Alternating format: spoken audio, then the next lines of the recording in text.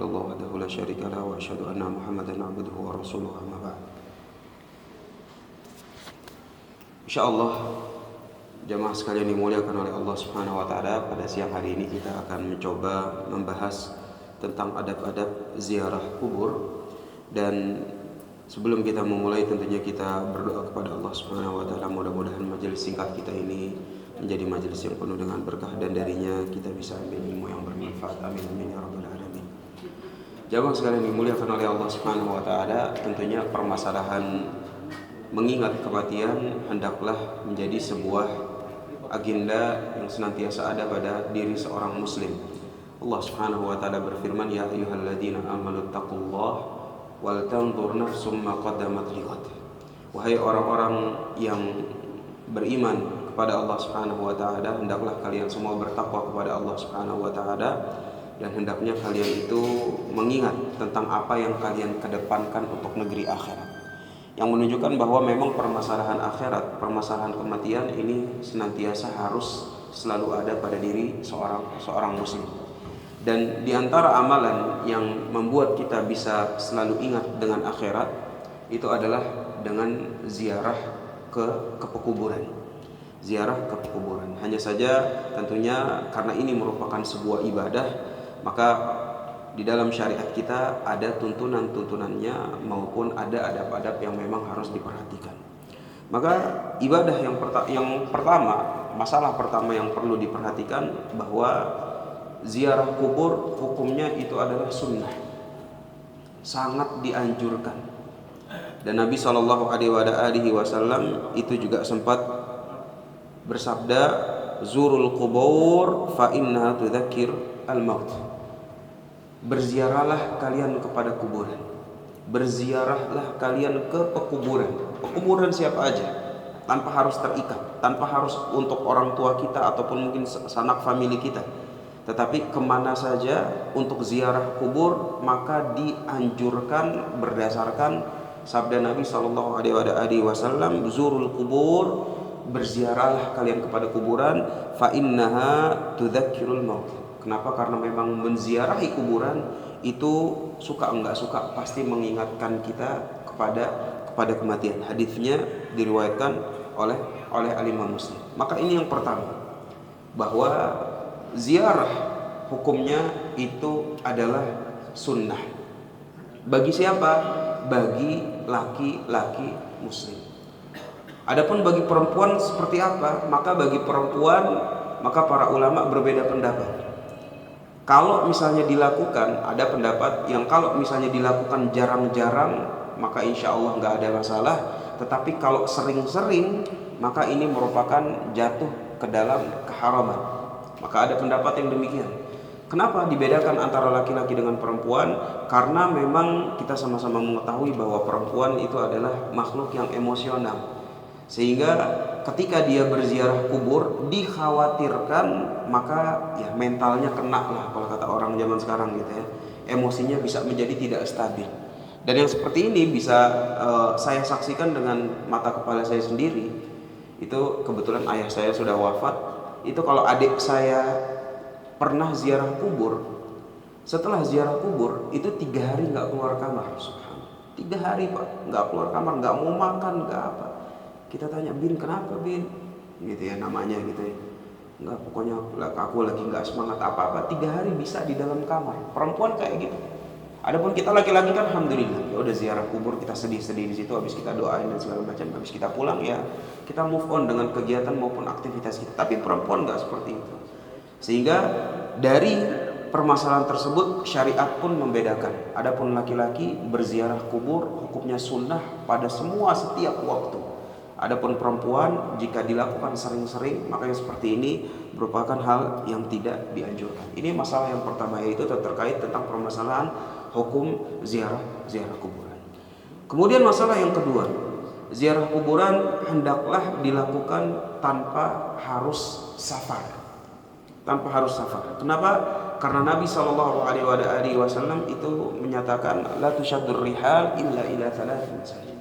Bahwa perjalanan safar yang khusus untuk ibadah maka itu adalah perjalanan safar untuk mengunjungi 3 masjid saja. Masjidil Haram, Masjid Nabawi, dan Masjidil Aqsa. Sehingga kalau selain dari 3 tempat ini, maka safarnya itu secara ritualnya itu nggak boleh. Jadi kalau misalnya kita sengaja safar untuk menziarahi kuburan yang mungkin misalnya ada di Palembang atau di mana, maka secara syariat tidak diperbolehkan. Tidak diperbolehkan. Kenapa? Karena safar yang berbentuk ritual maka hanya boleh untuk kepada 3 tempat. Adapun kalau ternyata kita lagi ke Palembang kemudian mau ziarah kubur, nggak ada masalah. Lagi ke Jawa, kebetulan lagi safar ke Jawa, kemudian mumpung udah di Jawa, sekalian ziarah kubur. Atau mumpung udah lagi di Madinah, sekalian ziarah kubur, maka ini tentunya permasalahan yang berbeda. Sehingga ini cuma permasalahan niatnya aja. Kalau memang dari awal udah diniatin untuk sengaja safar dalam bentuk ritual untuk ziarah kubur, maka syariat memiliki pandangan khusus tentang terkait hal ini sebagaimana tadi sudah dijelaskan. Sehingga dari permasalahan hukumnya sudah, dari permasalahan apakah harus safar atau tidaknya sudah. Maka yang ketiga, permasalahan ketiga itu adalah adab-adabnya. Apabila kita sudah sampai ke dalam kuburan, maka hendaknya kita berdoa untuk ahli kubur. Berdoa untuk ahli kubur. Jadi jangan sebaliknya, kita minta dari orang yang sudah dikubur. Justru sebaliknya, itu adalah kita datang ke kuburan. Kenapa? Ya, untuk motivasi pribadi itu adalah supaya kita bisa mengingatkan kepada negeri akhirat. Yang kedua adalah kita mau mendoakan orang yang sudah dikubur. Di antara doanya, Nabi SAW itu mengucapkan, Assalamualaikum ahlad diyari minal mu'minina wal muslimin wa inna insyaallah bikum lahikun. Nah ini ya insyaallah kalau di Google doa ziarah kubur insyaallah langsung ketemu. Jadi yang pertama dari doa tersebut ada beberapa potongan gitu. Potongan yang pertama itu adalah Assalamualaikum ahlad diyar. Jadi kita memberikan salam kepada orang yang sudah dikubur. Assalamualaikum wahai ahli kubur, minal mu'minina wal muslimin, dari orang-orang mukmin maupun orang-orang muslim. Inna insyaallah bikum lahikun. Kita sebentar lagi yang akan nyusul. Sehingga dari potongan tersebut kita mengetahui, oh iya, kalau kita bilang kita bentar lagi mau nyusul, ya tentunya itu mengingatkan kepada kematian. Sebagaimana tadi masalah yang pertama, memang tujuan utama dari bagaimana kita berziarah kubur itu adalah untuk mengingat kematian. Jadi potongan yang pertama dari doa, wa inna insyaallah bikum lahikun, kita yang bentar lagi nyusul. Doa yang berikutnya, karena memang ada banyak doa ya gitu dari Nabi SAW ketika ziarah kubur. Nabi SAW juga berdoa, nas'alullah lana wa lakumul afiyah yarhamullah al-mustaqdimina minna wal mustaakhirin. Yaitu kemudian Nabi SAW itu berdoa, saya meminta kepada Allah Subhanahu wa taala keselamatan untuk diri saya dan juga untuk diri kalian kepada Allah Subhanahu wa taala. Yarhamullah, dan semoga Allah Subhanahu wa taala memberikan rahmat al-mustaqdimina minna wal mustaakhirin, baik yang udah dikubur ataupun yang nanti akan menyusul, semoga Allah Subhanahu wa taala semuanya rahmat.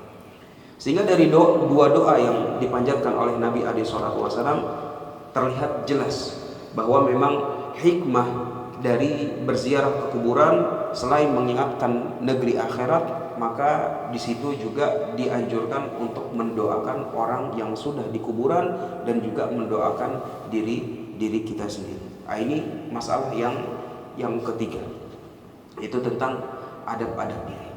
Kemudian adab yang berikutnya itu adalah ketika kita masuk ke kuburan, maka disunahkan itu untuk lepas alas kaki. Sebagaimana Nabi SAW ketika di kuburan, maka beliau SAW itu tidak memakai sendal atau tidak memakai sepatu. Jadi kalau misalnya kuburan Indonesia gitu ya, kuburan Indonesia ya biasanya kan kalau kita masuk ada jalan aspalnya dulu. Jalan aspalnya ya nggak perlu juga kita lepas di jalan aspalnya, Pak, masih jauh gitu, nggak apa-apa. Kalau ini mau dipakai pakai aja. Tetapi kalau misalnya udah nginjak rumput-rumput yang di situ orang dikubur, maka hendaknya kita lepas alas kaki kita. Lepas alas kaki kita, dan kuburan itu jangan diinjak, jangan didudukin, jangan disenderin. Jangan didudukin, jangan disenderin, apalagi diinjak. Kenapa? Karena kata Nabi SAW, hendaknya kalian lakukan orang-orang yang di kuburan sebagaimana dahulu mereka itu hidup. Artinya jangan sampai kita injak-injak gitu. Kenapa? Karena orang lagi hidup aja nggak suka diinjak-injak gitu. Sehingga perlu untuk selalu kita jaga adabnya, dan di antara adabnya itu juga yang mungkin sering luput sekarang itu adalah dengan tidak melepas alas kaki gitu. Makanya ketika kalau misalnya kita saya sendiri ke kuburan kemudian lepas sendal ataupun lepas sepatu, itu emang jadi tontonan. Kenapa ini Ustaz? Gitu. Pakai jeker segala gitu ya, nggak apa-apa ya, kita kasih tahu bahwa ini memang sunnah Nabi SAW, bahwa ketika masuk ke pekarangan kuburan, ya rumput-rumputnya yang di situ didirikan kuburan, maka segera melepas alas kaki. Nah, ini merupakan masalah-masalah yang insya Allah bisa dikatakan ulama itu ya setuju. Kemudian kita masuk pada masalah berikutnya, yaitu masalah yang memang amaliyah yang memang masih diperdebatkan antara apakah dia sunnah ataupun bid'ah. Dan di sini insya Allah menjadi pembahasan terakhir kita di siang hari ini, yaitu terkait tentang pembacaan ayat Al-Quran kepada ahli kubur. Jadi gambaran permasalahannya, kita datang ke kuburan, kemudian setelah kita doain si ahli kubur, kemudian kita buka ayat Al-Quran, kita baca Al-Quran tersebut dengan tujuan supaya apa yang kita baca pahalanya nyampe ke si ahli kubur. Ini yang diperselisihkan para ulama. Dahulu Imam Ahmad rahimahullah ta'ala mengatakan bahwa ini merupakan bid'ah. Jadi Imam Ahmad bilang ini baca Quran di kuburan untuk kayak gini, maka kata Imam Ahmad bid'ah. Sampai pada suatu hari ada seorang muridnya beliau rahimahullah ta'ala mengingatkan, wahai Imam, saya tahu sebuah riwayat dari Ibnu Umar bahwa dahulu Ibnu Umar radhiyallahu ta'ala anhuma, kalau misalnya dia ke kuburan, dia itu membaca Al-Quran. Dan ketika Ibnu Umar wafat pun, Ibnu Umar menuliskan wasiat, hendaknya kalian kalau nanti menziarahi kuburku, hendaknya membaca bagian dari surat Al-Baqarah, awalnya maupun akhirnya. Maka ketika disampaikan riwayat ini, maka Imam Ahmad pun merubah pendapatnya. Yang tadinya bilang bid'ah, sehingga di-cancel pendapatnya. Maka dari hal tersebut kita mengetahui bahwa oh iya, memang permasalahan membaca Al-Quran ketika ziarah kubur ini merupakan polemik yang akan selalu ada. Karena memang pendapatnya begitu, ada yang bilang bid'ah dan ada yang bilang sunnah. Tinggal ya kita mau ikut yang mana aja, dan kita harusnya bersikap dewasa dalam penyikapan. Bagi orang yang bilang bid'ah, ya kalau kita dibid'ah-bid'ahin ya santai aja. Kalau memang kita mengambil pendapat yang lain. Bagi yang pendapat yang lain, ya berarti tinggal diamalkan, karena memang ada sebagian sahabat yang melakukan hal tersebut. Ada Ibnu Umar, ada Anas. Ya walaupun kalau Rasul alaihi salatu wasallam, kalau Rasulnya sendiri gimana ya Ustaz? Gitu, ada nggak perintah dari Rasul alaihi salatu wasallam kalau kamu berziarah ke kuburan maka bacalah Al-Quran? Ya secara spesifik seperti itu nggak ada, memang nggak ada. Tetapi karena memang sahabat itu adalah yang diantara manusia yang paling paham tentang Rasul sallallahu alaihi wasallam, maka ya terjadilah perbedaan pendapat sebagaimana tadi sudah disebutkan dan pemaparannya juga sudah disampaikan. Nah, yang seperti ini mungkin secara singkat tentang adab-adab maupun masalah-masalah yang memang harus diperhatikan ketika kita berziarah kubur. Dan sebagai penutup, tentunya yang paling penting ketika kita berziarah kubur itu adalah jangan sampai ada ibadah yang dipalingkan kepada selain Allah Subhanahu wa ta'ala. Ya walaupun kita nggak mungkin saat ada orang yang minta sama orang yang udah ada di kubur, ada di situs-situs tempat petilasan ada. Itu bahkan dahulu saya pernah riset di Jawa, itu ada tempat petilasan apa yang ada gunung di bawahnya orang harus zina dulu, setelah zina itu baru dia naik ke atas. Tahu Pak? Pernah masuk TV juga itu situs. Soalnya di bawahnya itu jadi tempat prostitusi. Setelah zina baru dia ke atas untuk melakukan ritual-ritual minta kepada si ahli kubur. Alah lupa lagi anak. Kemukus, subhanallah.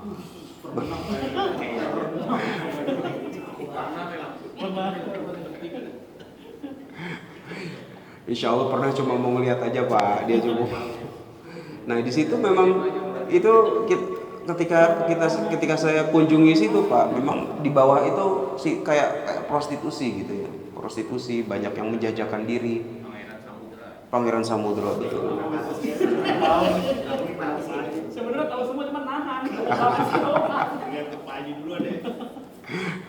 Jadi di situ kayak saya tuh nyamar gitu ya, nyamar jadi orang yang mau melakukan petilasan ya, walaupun ya ini orang kok ditawarin nggak mau gitu kan, ditawarin perempuan nggak mau, di rokok juga enggak, apa enggak, jenggotan pula. Ini tapi di situ memang saya tuh wawancara Pak, saya wawancara sama orang-orang yang di situ gitu. Ini sebenarnya ritual kayak bagaimana. Jadi memang menurut keyakinan mereka ritualnya begitu, bahwa ya yang dikubur itu memiliki kemampuan untuk mengabulkan, untuk memberikan kekayaan dan segala macam. Yang kalau memang mau dikabulkan jadi orang kaya, maka dia harus mengikuti jejaknya. Nah sedangkan si jejak Pangeran Samudra ini, dia jatuh cinta sama istri ayahnya. Jadi ya namanya raja kan selirnya banyak. Antara salah satu selirnya itu ya berzina sama anaknya sendiri gitu ya. Walaupun anak angkat ya tetap aja secara Islam itu mahram. Oleh karena itu, karena memang kejadiannya itu zina, maka mereka bilang ya kalau memang mau kaya dikabulin permintaannya sama Pangeran Samudra, juga harus zina di bawah. Setelah zina di bawah baru ke atas, kemudian minta ke Pangeran Samudra untuk dikabulkan demikian waliyadzubillah. Jadi memang ada, kita nggak bisa pungkiri bahwa ada orang-orang yang minta kepada ahli kubur di tempat-tempat seperti demikian. Maka yang seperti ini ada, maka ini merupakan yang paling penting. Sebelum yang lain, ketika kita ziarah kubur jangan sampai ada peribadahan kepada selain Allah Subhanahu wa taala. Nah, ini mudah-mudahan yang sikat ini bermanfaat bagi kita semua dan sebagai pengingat bagi kita semua. Hada wallahu a'lam. Jika ada yang ingin ditanyakan, ya silahkan. Saya mau tanya ya.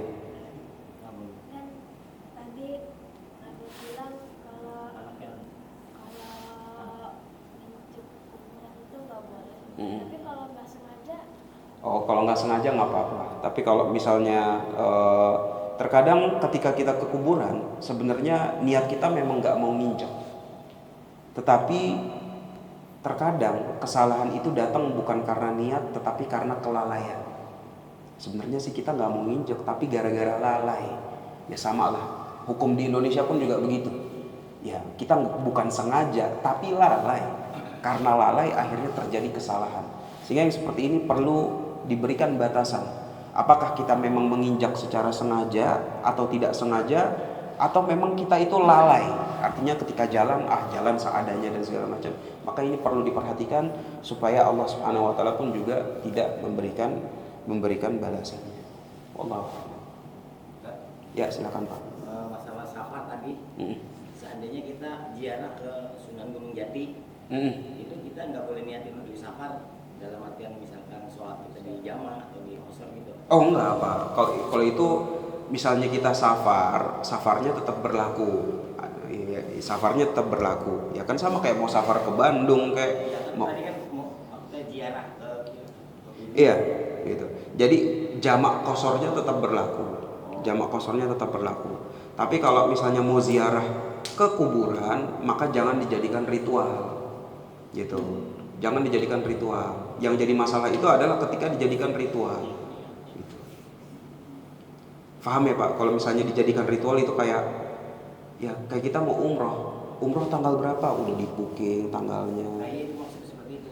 Oh iya, masalah jamak kosornya nggak masalah, Nggak masalah. tapi ritualnya masalah. Ritualnya masalah. Biasanya kan misalkan rombongan ke Sunan Itu, Gunung Jati ya. itu sudah direncanakan kalau kayak gitu. Nah itu dia, gitu. Harusnya jangan seperti itu, karena ziarah kubur itu tidak dilakukan safar yang berupa ritual. Itunya yang tidak boleh. Iya. Niat. Adapun kalau misalnya udah terlanjur, jamak kosornya tetap berlaku.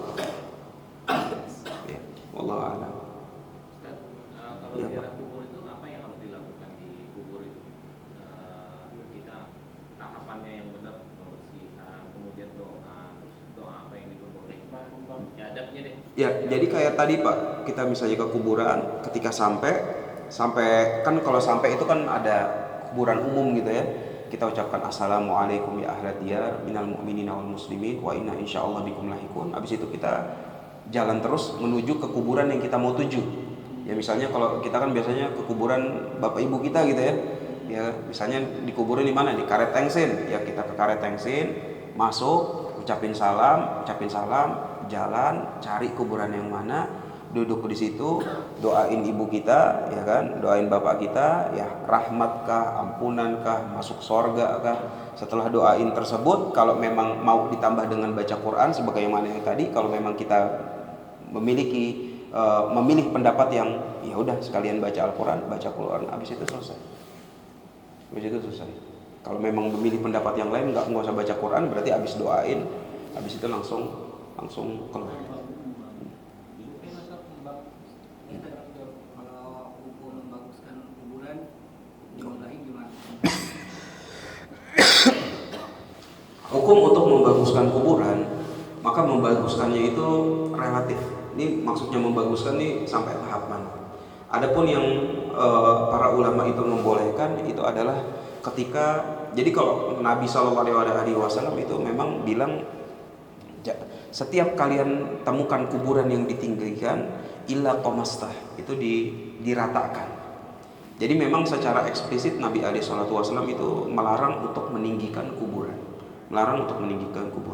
Akan tetapi secara pengamalannya, maka para ulama kita itu memberikan keringanan-keringanan, yaitu kuburan itu boleh disemen, boleh dipasang nisan selama pada batas tahap yang wajar.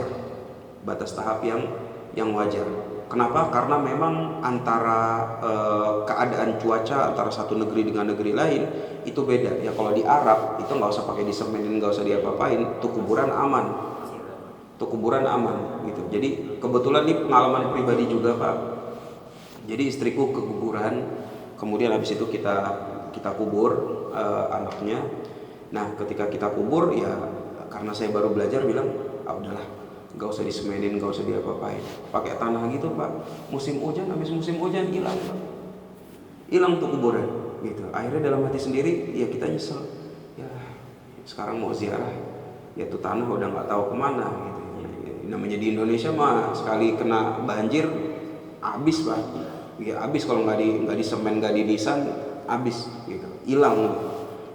Makanya yang kayak begini ulama memberikan keringanan, ya udah kalau memang di semen ataupun di nisan ya cuma satu hasta atau satu yang kayak begini, insya Allah nggak ada masalah. Hukum asalnya makruh, tetapi karena memang ada kebutuhan jadi dimubahkan. Adapun kalau memang diindah-indahkan dengan tujuan diagungkan, yang tentunya kenapa itu diagungkan ya supaya nanti ada keyakinan tertentu, maka yang seperti ini tidak ragu lagi tentang keharaman. Wallah. Masalah naruh kembang ini termasuk yang diperselisihkan juga Pak. Ada yang bilang sunnah, ada yang bilang bid'ah. Gitu. Jadi yang kayak begini amaliyah yang diperselisihkan para ulama memang banyak, termasuk ya naruh kembang kemudian kita siram gitu. Kenapa? Karena dahulu Nabi SAW itu naruh pelepah korma.